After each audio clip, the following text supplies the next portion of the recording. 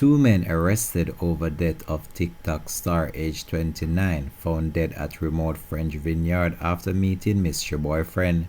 Hi again and welcome. This is Links 007 TV News Report and we'll be right back with the full details to come. Welcome to Links 007 TV News Report, providing you with the best in local and international news updates. This is a place where you can get the most reliable and informative news information. Links 007 TV News Report. Welcome back and thanks for joining us. This is Links 007 TV News Report. Two suspects have been arrested following the brutal murder of a TikTok influencer in France. The naked and partially burnt body of Sonia Bellina, aged 29, was found in a vineyard last week after she reportedly left France to meet a mystery boyfriend. A farmer made the grim discovery in a remote area of St. Gilles on August the 12th, 48 hours after she was reported missing. Two men have now been detained in connection with the horror crime. Cecile Jensot, the public prosecutor who is leading the inquiry, said that they were arrested due to evidence suggesting their participation in the events, whether directly or indirectly.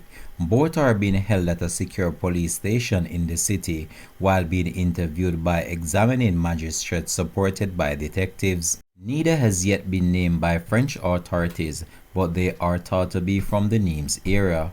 They can be held for an initial 24 hours, and this can be extended particularly if the case of serious crime such as murder. Jensok said that the body was found lying between rows and vines.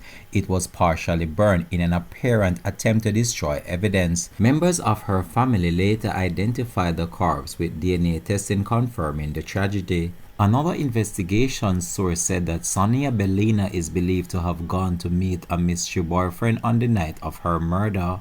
Sonia was also preparing to celebrate her 30th birthday with her family when she disappeared.